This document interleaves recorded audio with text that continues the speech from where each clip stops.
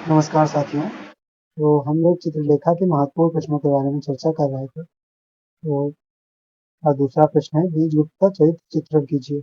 2010-11 और 2022-23 में ये प्रश्न पूछा जा चुका है। तो आइए इसका उत्तर देख लेते हैं। तो बीजगुप्त, अब ये महान उपन्यासकार भगवती चरण वर्मा जी द्वारा लिखित उपन्यास चित्रलेखा एक अमर कृति है जो उनके दार्शनिक भाव को प्रस्तुत करती है। भूमिका हम लोग ले लेंगे थोड़ी सी, उसके बाद उनके जो उनका जो चरित्र चित्रण है, जिनके चरित्र के कुछ प्रमुख पहलू हैं, उनके बारे में लिखेंगे। तो हम लोग भी लेंगे चित्रलेखा उपन्यास के प्रमुख पात्रों में से एक बीजगुप्त है, जो एक संभ्रांत व्यक्ति, रत्नांबर के शिष्य श्वेतांक का स्वामी, नर्तकी चित्रलेखा का प्रेमी, त्याग की प्रतिमूर्ति, वैभव विलास का स्वामी, आदर्श प्रेम का प्रतीक, उदार चेता तथा आलोच्य उपन्यास का नायक है। ठीक है, ऐसे हम लोग भूमिका बना लेंगे।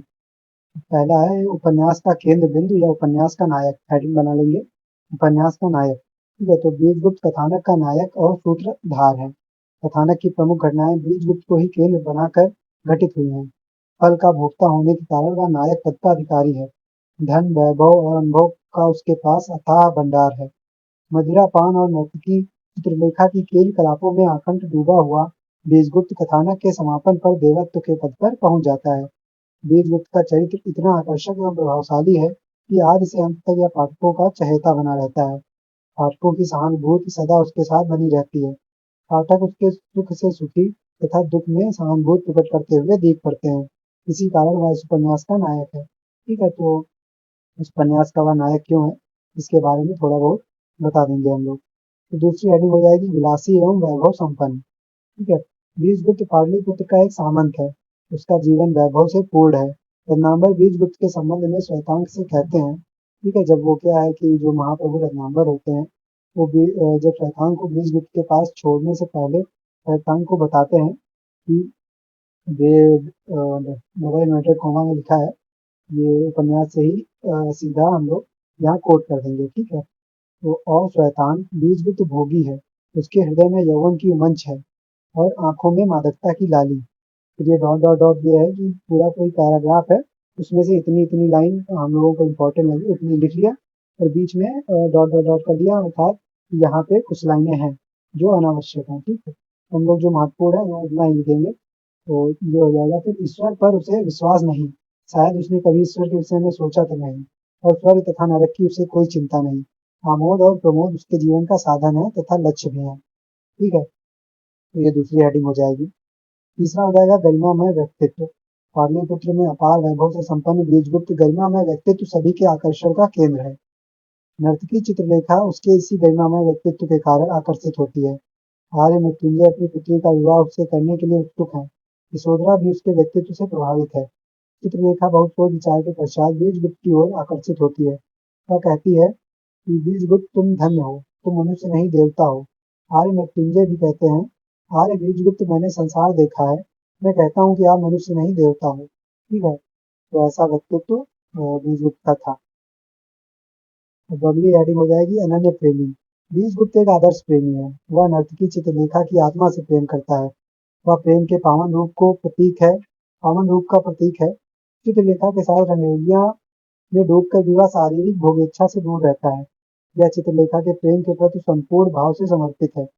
चित्रलेखा का प्रेम उसके अंग प्रत्यंग में समाया हुआ है। प्रेम ही उसके मन और प्राणों का स्पंदन है। वह आंतरिक प्रेम को ही विवाह मानता है।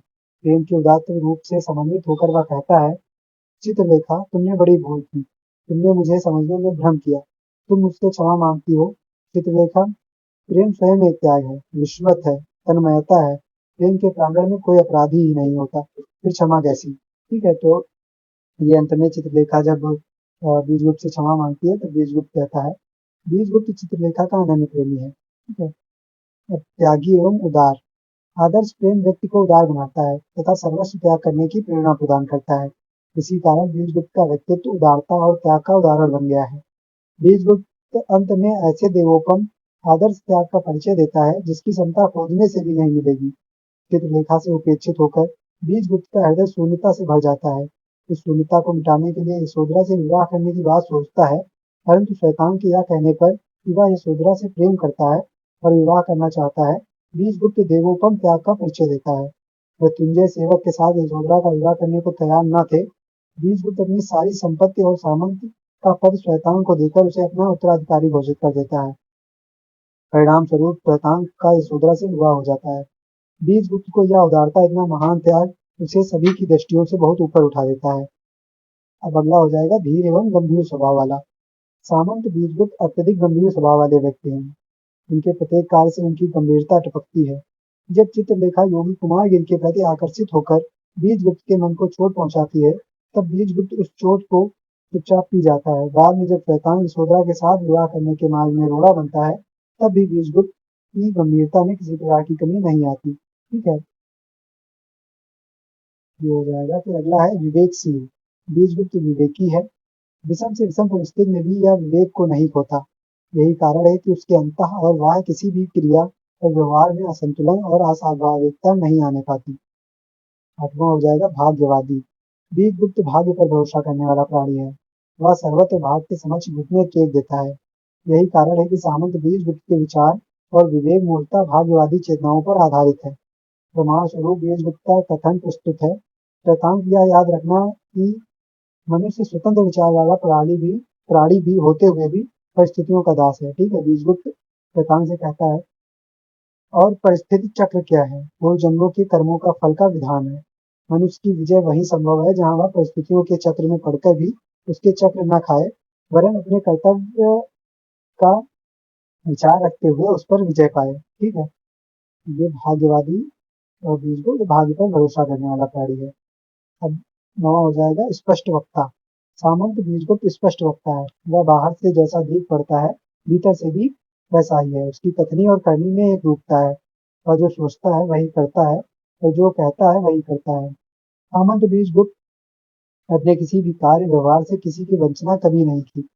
नर्तकी चित्रलेखा से वह प्रेम करता है, उसके साथ पत्नी के समान आचरण करता है।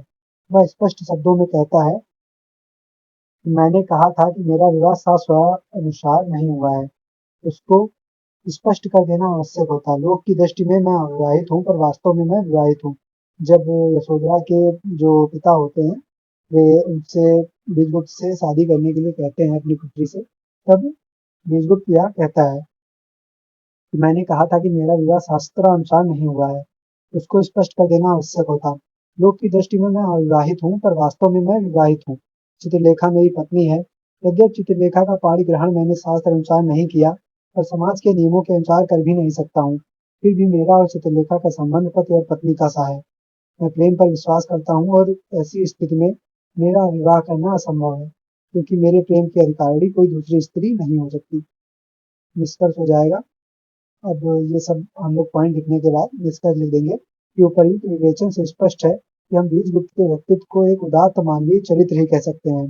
यद्यपि सामंत बीजगुप्त के जीवन में मादकता एवं भोग विलासों की कमी नहीं, तथापि वह उन्हें मानवीय रूप में ही भोगता है, और उनके परिवेश में भी मानवीयता के भाव को जगाए रखता है।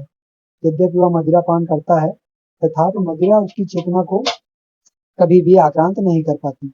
वह आदि से अंत तक मानव ही बना रहता है। मानव बने रहने में ही उसके व्यक्तित्व की संपूर्ण सफलता निहित है। ठीक है, तो ये बीजगुप्त का चरित्र चित्रण हो जाएगा। इसमें कुछ नो हेडिंग है, आप लोग अपने हिसाब से परीक्षा में लिख लीजिएगा। मैंने विस्तार से इस प्रश्न की चर्चा कर ली है। अब आगे के जो प्रश्न हैं उनको भी जल्दी ही कंप्लीट करा दूंगा। धन्यवाद।